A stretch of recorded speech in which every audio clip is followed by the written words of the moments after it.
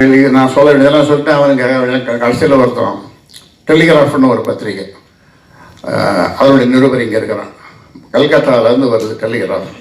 நிருபர் கேட்குறான், சார் என்ன சார் என்ன பண்ண, அவன் பேர் என்னமோ, அவன் கேட்குறான், சார் மரத்தை வெட்டிட்டீங்களா? அப்போ நான் சொன்னேன், இது 100 தடவை நான் பதில் சொல்லிட்டேன், திரும்ப திரும்ப அதே கேட்குறீங்க.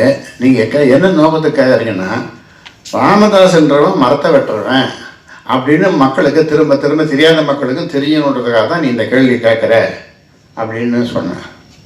இனிமேல் இந்த மாதிரி எதாவது போராட்டம்னா மரத்தெல்லாம் வெட்ட மாட்டோம், இந்த மாதிரி கேள்வி கேட்குற ஆளை வெட்டி போட்டுட்டு குறுக்க வெட்டி போட்டுட்டு அப்படி போராட்டம் பண்ணுறோம் எல்லாம் எழுதுக்கலாம். ஐயா என்ன அப்படி பேசுகிறீங்க, என்ன 100 தடவை கேட்டீங்கன்னா சொல்கிறான், கூலாக சொல்கிறான், ரொம்ப 101வது தரம் சொல்லுங்களேன், பதில் சொல்லிட்டு போங்களேன். அப்போ என்ன 101வது தரம் ஏன் வெட்டணும் எதுக்கு வெட்டணும் அப்படின்னுலாம் சொல்லணும், அது மக்களுக்கு தெரியணும்.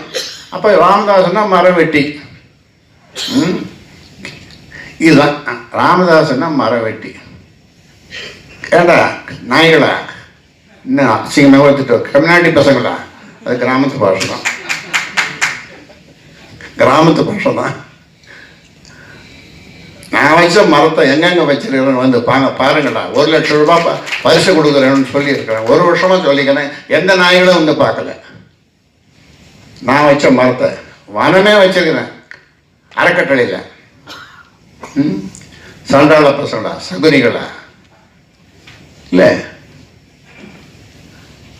எதுக்கு சொல்ல வரேன்னா, இந்த படைப்பாளிகள் பேரியக்கம் மூலமாக நம்ம நோக்கத்தை நம்ம இதை நாம் கொண்டு செல்வோம், மக்கள்கிட்ட நம்ம மக்கள்கிட்ட கொண்டு செல்வோம். நாம் எந்த மக்களுக்கும் எதிரானவர்கள் கிடையாது, எந்த ஜாதிக்கும் எந்த மதத்துக்கும் எதிரான